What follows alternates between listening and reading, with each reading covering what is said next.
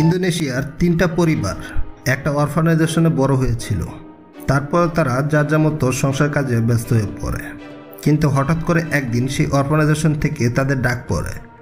তারা সেই অরফানাইজেশনে যায়, কিন্তু সেখানে যাওয়ার পরে তারা ৩টা পরিবারই একটা ভয়ঙ্কর ব্ল্যাক ম্যাজিকের শিকার হয়। এক এক করে সবাই মারা পড়তে থাকে। কেন, কি হয়েছিল সেদিন? কেনই বা তাদের উপরে ব্ল্যাক ম্যাজিকের তাণ্ডব শুরু হয়? তাদের জীবনে রয়েছে ভয়ঙ্কর এক অতীত, যে অতীতের কারণেই তাদের এমন বিপদ। কি এমন ভয়ঙ্কর অতীত, আর লাস্ট পর্যন্ত তাদের সাথে কি কি হয়? মুভির প্রতিটা প্লটে প্লটে রয়েছে এক একটা রহস্য। এই রহস্যের জটলা নিয়ে আজকে হাজির হয়েছি নতুন একটা মুভি। মুভিটির নাম হচ্ছে the queen of black magic. মুভিটা ইন্দোনেশিয়াতে ভাইরাল হওয়া একটা মুভি। মুভিটির পদে পদে যে হরর থ্রিলগুলো রয়েছে, এমন যে মিস্ট্রিকেলগুলো রয়েছে, প্রতিটা রহস্য যেন ভয়ঙ্কর। তো চলুন দেখে নেওয়া যাক আজকের এই ইন্দোনেশিয়ার আজগবি ভয়ঙ্কর হরর থ্রিলার মিস্ট্রিক্যাল মুভিটির গল্প ঘটনা।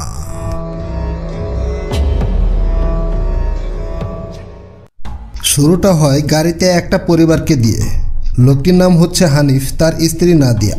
তাদের সাথে তাদের ছেলে মেয়ে রয়েছে। বড় ছেলের নাম স্যান্ডি, ছোট ছেলের নাম হাকি, মেয়েটির নাম হচ্ছে দিনা। হানিফ মূলত একজন এতিম ছেলে, মা বাবা কেউ ছিল না তার। সে বড় হয়েছে একটা অরফানেজে। মূলত এখন তারা যাচ্ছে এই অরফানেজে। হঠাৎ করে তাদের গুরু নাকি অসুস্থ, সেজন্যই তাকে ডাকা হয়েছে। এখন সেখানে যাওয়া হচ্ছে। গাড়িতে ছোট ছেলে হাকির সাথে সবাই মজা করছে। হাকির বড় ভাই হাকিকে বলছে, তোমাকে আমার মা বাবা এই অরফানাইজেশন থেকে তোমাকে নিয়েছিল পালার জন্য, কিন্তু এখন তোমাকে দরকার নেই, সেজন্য তোমাকে অরফানাইজেশনেই রাখতে যাচ্ছি। কিন্তু ছোট ছেলে হাকি মজা তো বুঝতেই পারে না, এক পর্যায়ে রাগ করে বসে। সে মন খারাপ করে চুপচাপ বসে থাকে। তখন আবার হাকির মা তাকে শান্ত করে, বলে, এসব মিথ্যে কথা, তোমার সাথে আমরা সবাই একটু মজা করছি। গাড়ি চালাচ্ছিল হানিফ। তারা গল্পে এতটাই মশগুল ছিল, কখন যে তাদের গাড়ির সামনে কি একটা চলে এসেছে তারা দেখতেও পায়নি। গাড়ি অ্যাক্সিডেন্ট করার পরে তারা বুঝতে পারে, তাড়াতাড়ি করে গাড়ি ব্রেক করে। ভয়ে ভয়ে গাড়ি থেকে নামে হানিফ। কিন্তু কিছুটা দূরেই দেখা যায় একটা হরিণ পড়ে আছে। এটা দেখে সে একটু শান্ত হয়, বলে, হরিণ মারা গিয়েছে, মানুষের কোনো ক্ষতি হয়নি। এরপর তারা আবারও গাড়িতে উঠে বসে। গাড়ি আবারও চালাতে শুরু করে। কিছুক্ষণের ভিতরে তারা সেই অরফানাইজেশনে পৌঁছে যায়। তাদেরকে রিসিভ করে মামানার স্মৃতি। এখানে হানিফ তার বউ এবং বাচ্চাদের সাথে পরিচয় করিয়ে দেয় মামানার স্মৃতির। বলে, মামানার স্মৃতি, তারা দুজন ছিল আমার ছোটোবেলার বন্ধু, একসাথে আমরা বড় হয়েছি, কিন্তু তাদেরকে এখান থেকে কেউ অ্যাডপ্ট করেনি বলে তারা এখন এখানেই থাকে। আর হ্যাঁ, তারা এখন স্বামী স্ত্রী। এরপরে হানিফ মামানার স্মৃতিকে জিজ্ঞাসা করে, এখানকার আর বাকি বাচ্চাগুলো কোথায়? তখন মামানার স্মৃতি বলে, তারা একটা ট্যুরে গিয়েছে, হয়তোবা 2-1 দিনের ভিতরে চলে আসবে। কিছুক্ষণের ভিতরে সেখানে হানিফের 2টা ছোটোকালের বন্ধু আসে। তাদের একজনের নাম ছিল অ্যান্টন, আরেকজনের নাম ছিল জেফ্রি। আসলে তারাও এখানে এসেছে তাদের গুরুর অসুস্থর কথা শুনে। অ্যান্টন আর জেফ্রিও তাদের পরিবার নিয়ে এখানে এসেছে। অ্যান্টনের স্ত্রীর নাম হচ্ছে ইভা, আর জেফ্রির স্ত্রীর নাম হচ্ছে লিনা। কিছুক্ষণ পরে মামান এখানে অরফানেজের 2টো টিনেজ বয়সের ছেলে মেয়েদের সাথে পরিচয় করিয়ে দেয়। ছেলেটির নাম হচ্ছে হাসবি আর মেয়েটির নাম হচ্ছে রানী। তারা দুজন ট্যুরে যায়নি, তারা এখানেই রয়েছে। তো হাসবি রানীর সাথে হানিফের ছেলে মেয়েও খুব তাড়াতাড়ি মিশে যায়। দিনা স্যান্ডিকে অরফানেজটা ঘুরে ঘুরে দেখাচ্ছে হাসবি আর রানী। এদিকে হাকি ছিল সবার ছোট, তাই সে ঘুরতে ঘুরতে একটা বন্ধ ঘরের সামনে গিয়ে দাঁড়ায়। এরপর কিছুক্ষণের ভিতরে সেখানে রানী চলে আসে। রানীকে হাকি বলে, এই ঘরে কে থাকে? এই ঘরের দরজাটা কেন বন্ধ? এই ঘরের দরজাটা খোলা যাবে নাকি? তখন রানী বলে, এই ঘরের দরজা কখনো খোলা যাবে না। হাকি জিজ্ঞাসা করে, কেন? এই ঘরের দরজা কেন খোলা যাবে না? তখন রানী বলে, এই ঘরে 20 বছর ধরে এই ঘরের দরজাটা লাগানো। এই ঘরে একটা মেয়ে থাকতো, মেয়েটির নাম ছিল মিস মীরা। যখন তোমার বাবা এই অরফানেজে থাকতো তখন মিস মীরা এখানে থাকতো, কিন্তু একদিন হঠাৎ করে মিস মীরা মুরনি নামের একটি মেয়েকে ধরে বলে তার ভিতরে নাকি শয়তান বসবাস করে। এরপরে মিস মীরা এক ভয়ঙ্কর কালো জাদু শুরু করে। অরফানেজের গুরু এসব বাধা দিতে গেলে তার উপরও আঘাত করে। এর কিছুদিন পরে দেখা যায় সেই মিস মীরা আরও 2টো বাচ্চা মেয়েকে মেরে ফেলে। এরপরে অরফানেজের গুরু বুঝতে পারে মিস মীরা এখন পাগল হয়ে গিয়েছে। তাই তাকে এই ঘরের ভিতরে বন্দি করে রাখে। কিন্তু মিস মীরা বারে বলে আমাকে এখান থেকে বের করো, তা না হলে কাউকে আমি বাঁচতে দেব না। কিন্তু এই কথা শোনার পরও কেউ আর এই দরজাটি খুলেনি। মিস মীরা ঘর থেকে বের হওয়ার অনেক চেষ্টা করে, দরজার উপরে বারে মাথা ঠুকে আর শুধু বলে যে আমাকে এখান থেকে বের করো, তা না হলে তোমাদের কাউকে আমি বাঁচতে দেব না। এক পর্যায়ে ঘরের ভিতর থেকে কোনো রকম শব্দ না পাওয়া গেলে ঘরের দরজা খোলা হয়, কিন্তু দেখা যায় ভিতরে মিস মীরা মারা গিয়েছে। যাই হোক, এখন অনেক রাত হয়ে গিয়েছে, এখন গিয়ে তুমি শুয়ে পড়ো। তখন হাকি জিজ্ঞাসা করে আচ্ছা মিস মীরার কি কোনো ফটো নেই? রানী বলে শুধু ফটো না, ভিডিও সহ আছে। তখন হাকি বলে তাহলে ভিডিওটা আমাকে একটু দেখাও না, আমি একটু দেখি তিনি দেখতে কেমন। তখন রানী বলে তুমি ছোট মানুষ, রাত করে এসব দেখা ঠিক হবে না, তুমি গিয়ে শুয়ে পড়ো, কাল দিনের বেলা তোমাকে সেই ভিডিও দেখাবো। কিছুক্ষণ পরে পুরানো সেই ফটো অ্যালবামগুলো বের করে সবাই একসাথে বসে দেখছে। এখানে মিস মীরা এবং মুন্নির ছবিটাও দেখা যায়। হাকি বলে এই ফটোতে যারা রয়েছে ওনারা কোথায় আর ওনারা কারা? তখন আবার হানিফ বলে এই ফটোতে যিনি রয়েছে ইনির নাম হচ্ছে মিস মীরা, আর পাশে থাকা ছোট মেয়েটার নাম হচ্ছে মুন্নি। মিস মীরা মুন্নির উপরে কালো জাদু করত, সেজন্য তাকে একটা ঘরের ভিতরে আটকে রাখা হয়েছিল। সে ঘরের ভিতরে মিস মীরা আত্মহত্যা করে, কিন্তু মিস মীরা মরে যাওয়ার পরে মুন্নিকে আর কোথাও খুঁজে পাওয়া যায়নি। হয়তোবা মিস মীরা মরার আগেই মুন্নিকে মেরে ফেলেছে, আর না হয়তো মুন্নি এখান থেকে পালিয়ে গিয়েছে। এরপর হানিফ আর জেফরি গাড়ি থেকে কিছু জিনিস আনতে যায়, কিন্তু গাড়ির দরজাতে লক্ষ্য করে একটা কাপড়ের টুকরো লেগে আছে। এটা দেখে হানিফ একটু অবাক হয়, ভাবে এটা কোথা থেকে আসলো। এরপর মাথায় একটু চাপ পড়তে মনে পড়ে যায় সে অ্যাক্সিডেন্টের কথা। জেফরিকে বলে আমার দ্বারা মনে হয় খুব বড় একটা ভুল হয়ে গিয়েছে। তখন আবার জেফরি জিজ্ঞাসা করে কি ভুল হয়েছে? তখন হানিফ সব কিছু খুলে বলে। এরপরে তারা দুজন বেরিয়ে যায় সেই জায়গাটায় যাওয়ার জন্য। অ্যাক্সিডেন্ট করা জায়গাটায় পৌঁছে আশপাশে লক্ষ্য করতে থাকে কোনো কিছু আছে নাকি, কিন্তু সেখানে সে হরিণটা ছাড়া আর কিছু দেখতে পায় না। কিন্তু জেফরি রাস্তার নামায় দেখতে পায় একটা বাচ্চা মেয়ের লাশ। এটা দেখে সে ভয়ে জোরে চিল্লান দেয়। হানিফ সেখানে যায়, সে বাচ্চা মেয়েটির লাশ দেখে বুঝতে পারে আসলে সে অ্যাক্সিডেন্টটা হরিণের সাথে করেনি, হয়তোবা এই বাচ্চা মেয়েটার সাথেই করেছে। হতে পারে সেই বাচ্চা মেয়েটি হরিণের পিছনে দৌড়াচ্ছিল, তারপর হয়তোবা তাদের গাড়ির সাথে লেগে অ্যাক্সিডেন্ট করেছে। এটা ভেবে হানিফ প্রচণ্ড আফসোস করতে থাকে। হানিফ এক পর্যায়ে লক্ষ্য করে ক্ষেতের ভিতরে একটা সাদা বাড়ি দেখা যায়। হতে পারে এই বাড়িটাই সেই বাচ্চা মেয়েটির বাড়ি। আস্তে আস্তে সে বাড়ির দিকে আগায়। অন্ধকার রাত, চারিদিকে কোনো কিছু ঠিকমতো দেখা যাচ্ছে না। কিছুটা সামনে গেলে বুঝতে পারে এটা তো কোনো বাড়ি না, এটা একটা বাস গাড়ি। কিন্তু কথা হচ্ছে এই ক্ষেতের মধ্যে বাস গাড়ি কীভাবে আসলো? যদি অ্যাক্সিডেন্ট করতো তাহলে তো উল্টে পাল্টে পড়ে থাকতো, কিন্তু এটা তো দিব্যি ভালো আছে। আস্তে আস্তে দুজন বাসের দিকে আগাচ্ছে। যতই কাছাকাছি যাচ্ছে ততই যেন তাদের মধ্যে ভয়টাও আরও বেড়ে যাচ্ছে। এক পর্যায়ে বাসের কাছে যায়, দেখতে পায় দরজাটা লাগানো। আস্তে আস্তে দরজাটা খুলে ভিতরে ঢুকে দেখতে পায় বাসের ড্রাইভার মরে আছে। ভালো করে লক্ষ্য করে এই বাসের ভিতরে আরও অনেক বাচ্চা ছেলে মেয়ে মরে আছে, কিন্তু এদেরকে খুবই হিংস্রভাবে মারা হয়েছে। হানিফ একটু কাছে গেলে বুঝতে পারে এই বাচ্চাগুলো তো তাদের অরফানেজেরই বাচ্চা। কিন্তু এই বাচ্চারা তো সকালবেলা বের হয়েছিল পিকনিকে যাওয়ার জন্য। ভয়ে দুজনের শরীরে ঘেমে একাকার। হানিফ বলে পুলিশকে ফোন করতে হবে, কিন্তু জেফরি বলে পুলিশকে কীভাবে ফোন করবে, পুলিশের নাম্বার তো আমরা জানি না, তাছাড়া এখানে মোবাইলের নেটওয়ার্ক সিগন্যালও নেই। তখন হানিফ বলে আচ্ছা ঠিক আছে, আমরা এখান থেকে অরফানেজে ফিরে সেখান থেকে ল্যান্ডলাইনে ফোন করব। তাই করে ফিরে আসে অরফানেজে, কিন্তু অরফানেজের বাইরে অ্যান্টন দাঁড়িয়েছিল। অ্যান্টন জিজ্ঞাসা করে তোমরা এত রাতে দুজন কোথায় গিয়েছিলে? তখন হানিফ অ্যান্টনকে সব কিছু খুলে বলে। অ্যান্টন আস্তে আস্তে সে গাড়ির দিকে যায়, গাড়ির পিছনে দরজাটা খুলে ভিতরে উকি দেয়। দেখে হ্যাঁ, সেই বাচ্চা মেয়েটার লাশ এখানে রয়েছে। এটা দেখে অ্যান্টন একটু ভয় পেয়ে যায়। তারপরে বলে এখন তোমরা কি করতে চাচ্ছ? হানিফ আর জেফরি বলে ল্যান্ডলাইন থেকে পুলিশকে ফোন করতে হবে আর সব কিছু জানাতে হবে। কিন্তু তখন আবার অ্যান্টন বলে এটা সম্ভব না, কারণ এইমাত্র আমি জানতে পারলাম এখানে ল্যান্ডলাইনের সমস্যা আছে, বাইরে কোথাও ফোন যাচ্ছে না। তখন হানিফ বলে তাহলে এখন কি করা যায়? এরপরে জেফরি বলে তাহলে এখান থেকে যে কোনো একজনকে পুলিশ স্টেশনে গিয়ে সব কিছু বলতে হবে। এরপরে হানিফ বলে তাহলে তুমি যাও, কিন্তু জেফরি বলে সমস্যা তোমার, তুমি যাও, তুমি ব্যবস্থা করো।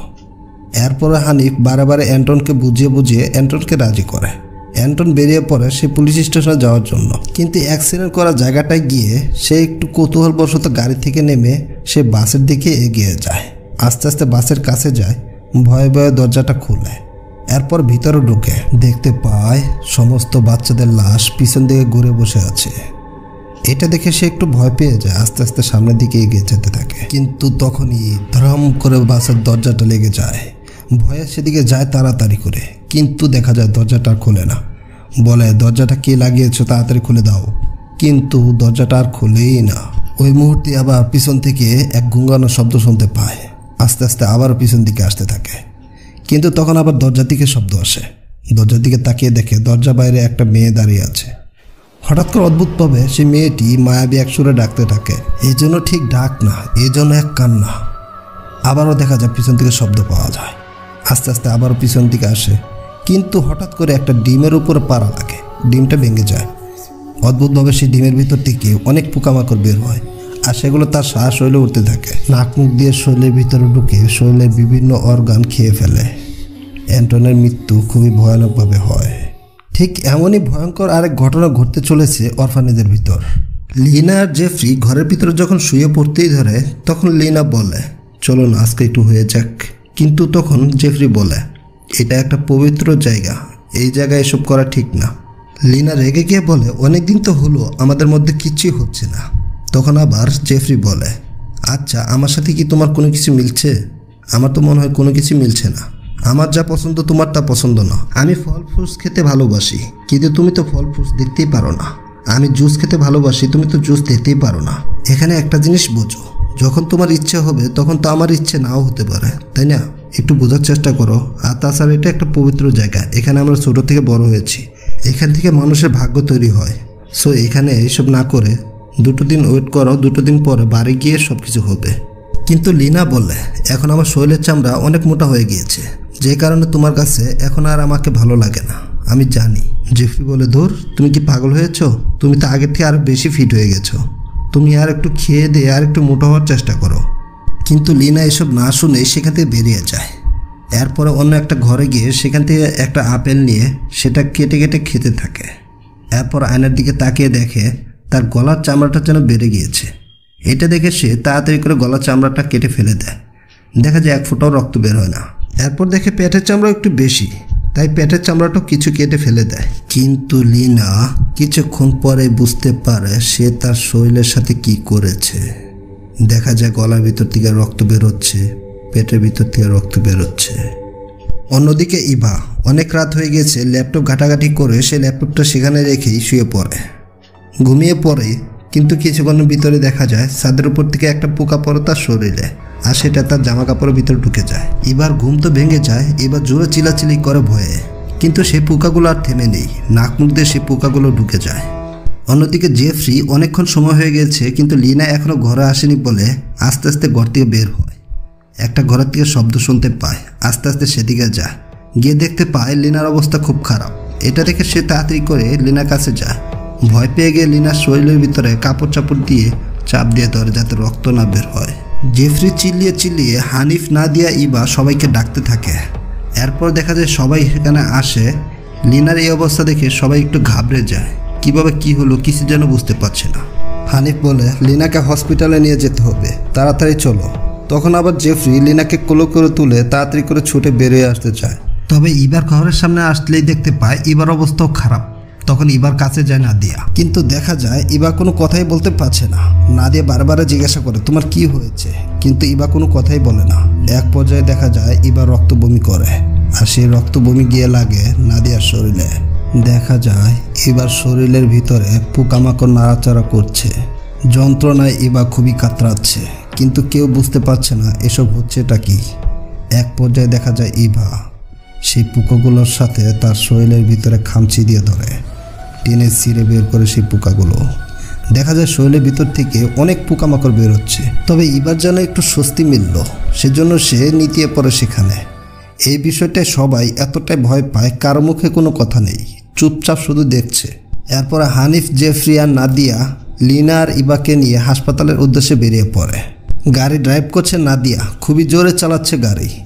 দেখা যায় এক পর্যায়ে সে 81 কিলোমিটার, অর্থাৎ সেই অ্যাক্সিডেন্টের জায়গাটায় চলে এসেছে তারা। সেই জায়গাটা ক্রস করে আরও জোরে গাড়ি চালাতে ধরে, কিন্তু দেখা যায় ঘুরে ফিরে সে একই জায়গায় আবারও, মানে 1 থেকে 1.5 ঘন্টার সময় গাড়ি চালিয়েছে, অথচ ঘুরে ফিরে সেই অ্যাক্সিডেন্টের জায়গাটায় আবারও আসছে। তারা যেন এক মায়ার লুপে আটক। এতে আবার হানিফ বুঝতে পারে সব কিছু, বলে শুরু হয়ে গেছে আবারও, কেউ আর বাঁচতে পারবো না। নাদিয়া বলে মানেটা কি, তুমি কি বলতে চাচ্ছ, ঠিক করে ক্লিয়ার করে বলো। তখন হানিফ বলতে শুরু করে, ছোট সময় একবার অরফানেজের একটা রুমে আগুন লেগে গিয়েছিল, তখন সেখানে একসাথে 3টা মেয়ে মারা গিয়েছিল। কিছুদিন পরে আমরা জানতে পারি সেই মেয়ে 3টা মরার কারণ হচ্ছে মিস মীরা। মিস মীরা কালো জাদু করে সেই মেয়ে 3টাকে মেরে ফেলেছে।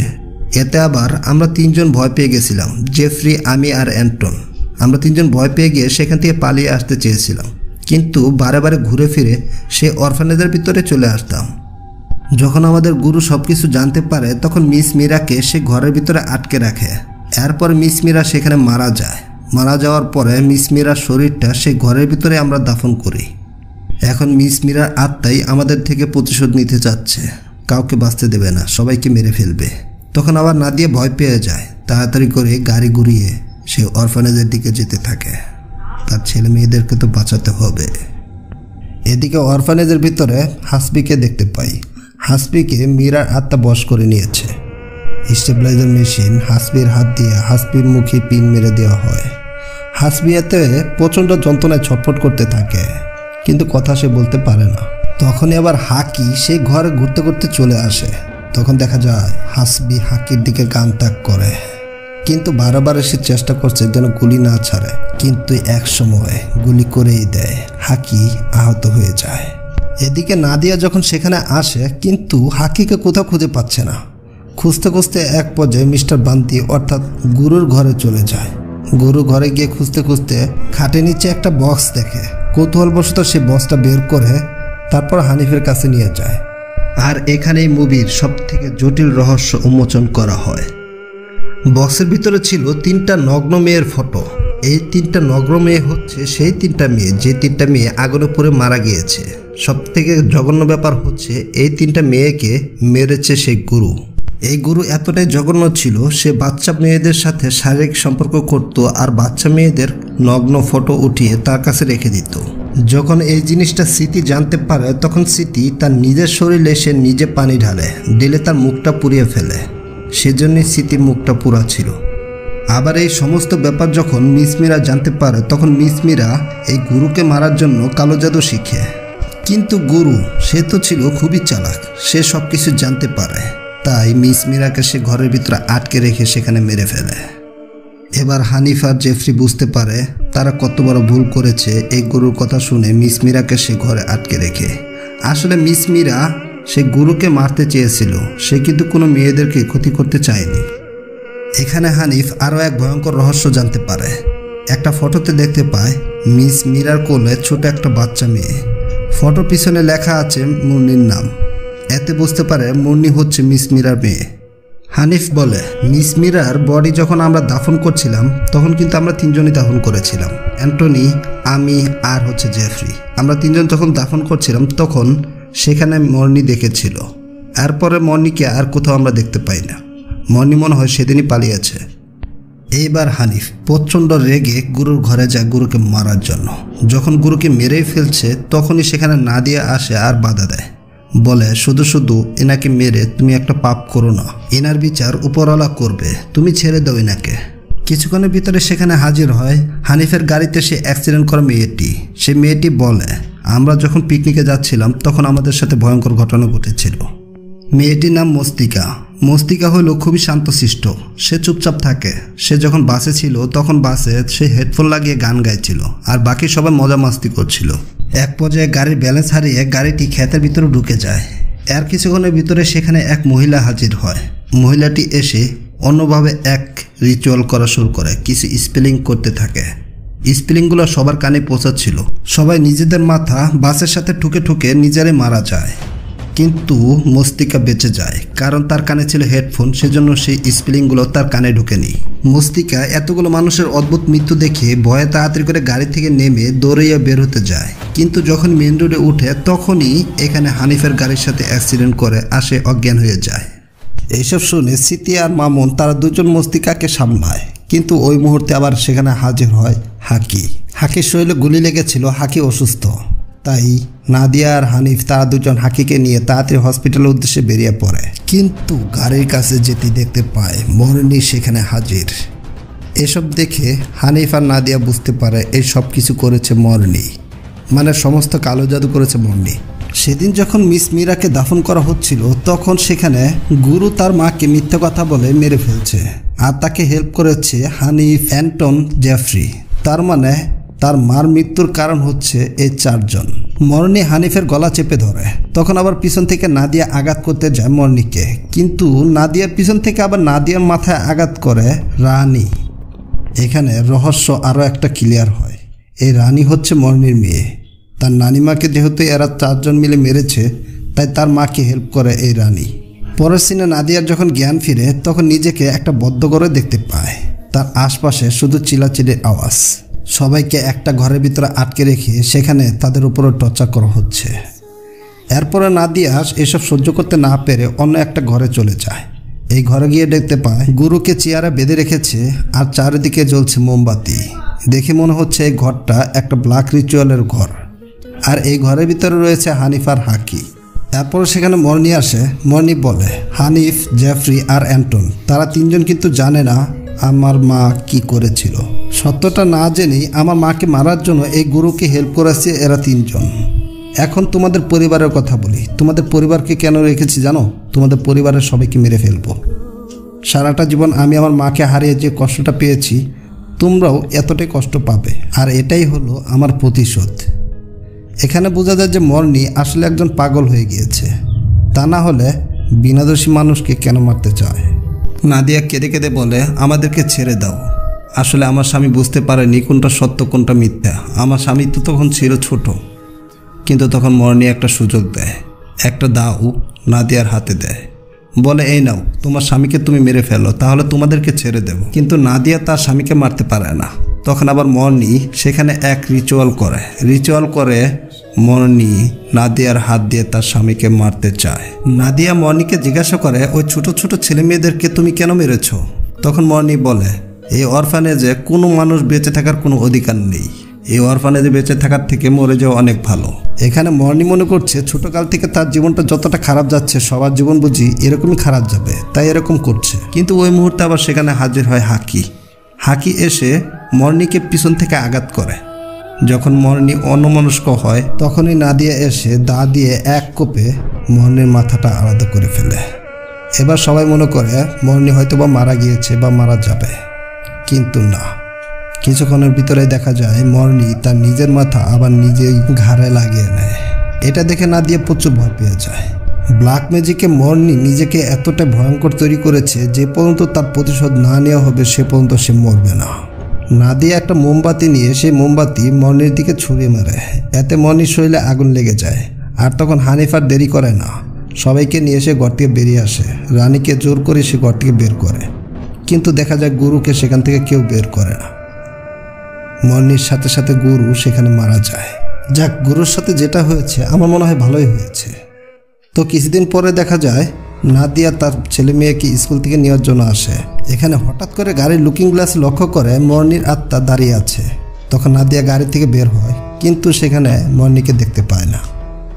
মুভির লাস্ট সিনে দেখা যায় সেই অরফানেজটাকে বিক্রি করে দেওয়া হয়েছে, আর এই অরফানেজের ভিতরে এখনও মর্নির আত্মা ঘুরে বেড়াচ্ছে। আর এই মুভিটা এখানেই শেষ হয়ে যায়। তো কেমন লেগেছে এক্সপ্লেনেশন কমেন্ট করে অবশ্যই জানাবেন। আর যারা এখনও চ্যানেলটি সাবস্ক্রাইব করেন নাই মনে চাইলে অবশ্যই সাবস্ক্রাইবটা করে দেবেন। লাইক শেয়ার কমেন্ট করতে কেউই কিন্তু ভুলবেন না।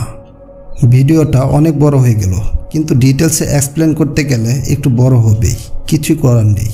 তো এই পর্যন্তই, দেখা হচ্ছে পরবর্তীতে অন্য কোনো ভিডিওতে। সে পর্যন্ত সবাই ভালো থাকবেন। খোদা হাফেজ, আলবিদা।